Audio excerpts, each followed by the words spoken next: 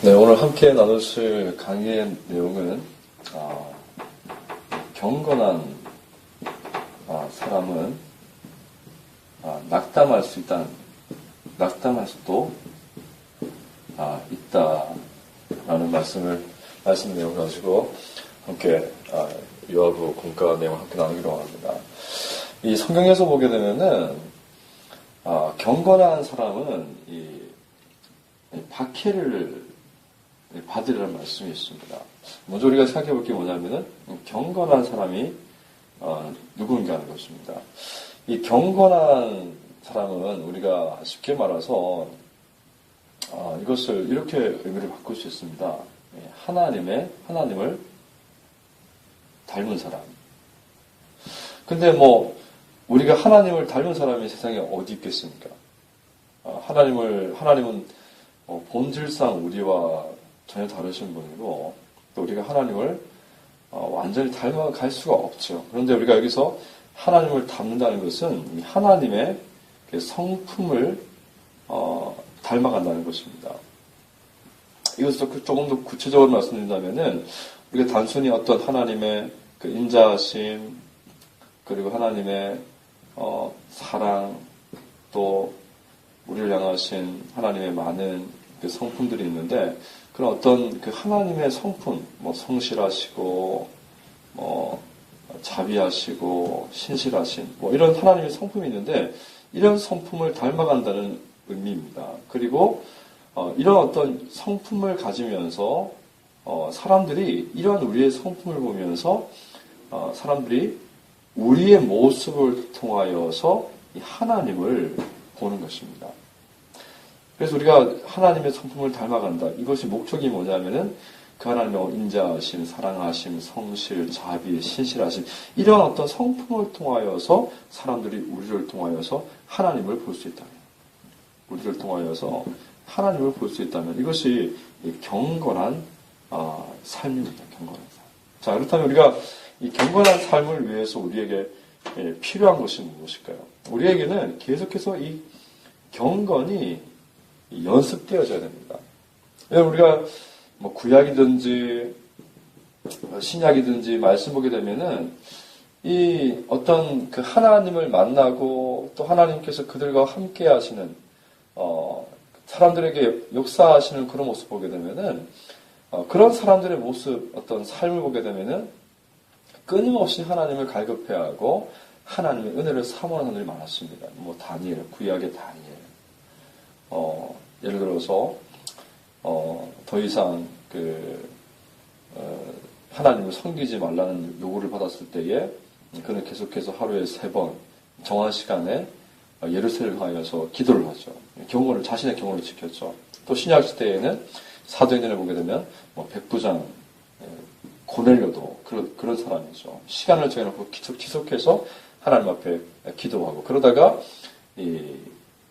베드로가 꿈속에서 환상을 통해서 부정한 짐승을 하나님 먹으라 그러시죠. 이 부정한 짐승은 바로 이 백부장 이방인을 말하는 거죠. 하나님께서 이 베드로에게 환상을 보여주심으로 말미암아 백부장을 찾아가게 만드십니다. 어쨌든 이러한 어떤 하나님의 사람들을 보게 되면은 구약이나 신약이나 할 것 없이 하나님의 사람들 끊임없이 이 경건이 연습되어진 것을 볼 수 있습니다. 그래서 우리가 경건한 사람이라는 것은 바로 하나님의 성품을 닮아가는 사람이다.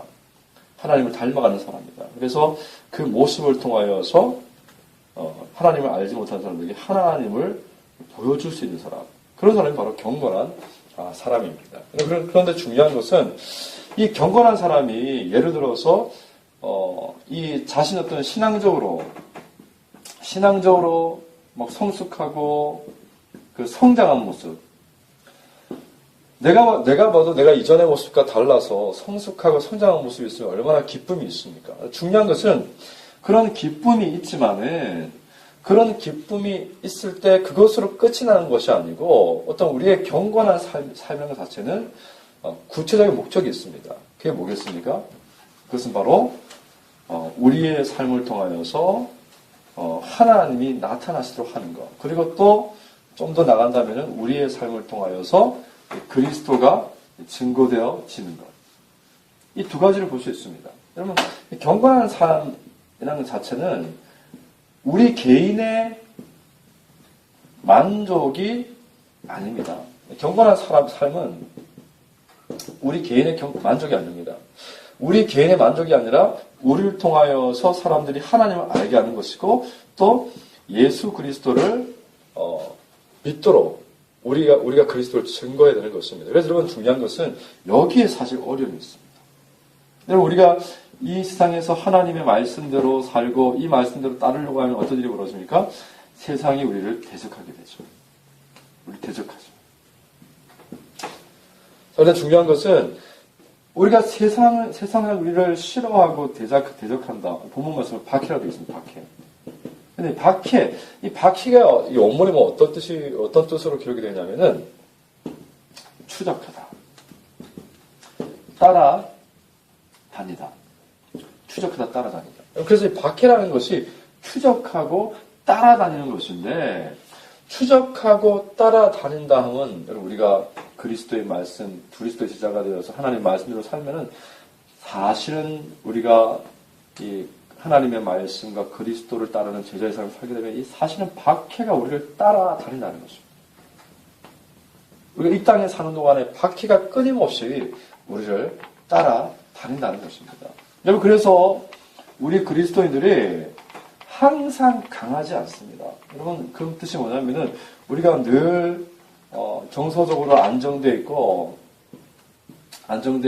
우리의 신앙이 늘 충만한 것이 아닙니다. 그래서 우리가 어떤 경건한 삶을 살려고 할 때에 우리 가운데 박해를 받으면은, 이 박해가 또 그냥, 계속해서 끈질기게 우리를 따라다닙니다. 그러면 어떻게 되겠습니까? 우리가 낙담할 수 있습니다.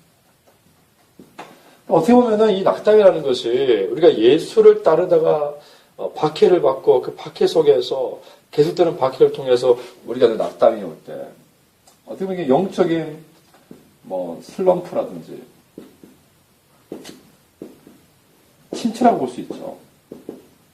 여러분들 이것들이 사실 우리 가운데 반복되는 경우가 많습니다. 원래 우리의 주일의 삶이란 주일의 삶이 어떤 것입니까? 교회는 충족되어지는 것입니다. 충족되어지는 것이고, 우리 교회를 나가게 되면 다시 가서 제자 삼을 해가지고 세상의 많은 사람들에게 그리스도를 증거하는 삶을 살아야 되는 것이 우리의 삶입니다. 어떻게 보면은 세상은 전투하는 것이죠. 그러면 박해받고, 씨름하고 투쟁하다 보니까 여기서 피 흘릴 수 있습니다. 그럼 다시 여기서 낙담할 수 있습니다. 그래서 다시 교회로 와서 충전받고 회복되어지고 하나님의 은혜를 경험하고 다시 세상에 나가서 싸우는 것입니다. 믿음으로 싸우는 것이죠. 어떻게 보면 우리의 이런 삶이 계속 반복됩니다. 계속 반복되다가 오늘날 천국에 가게 되는 것이죠. 그런데 사실 우리가 이 말씀을 통해서 기억해야 될 게 뭐냐면은 어떤 사람들은 이런 어떤 박해가 싫고 어떤 사람들은 예수 그리스도를 전하다가 거절당하는 게 싫어서 그것이 싫어서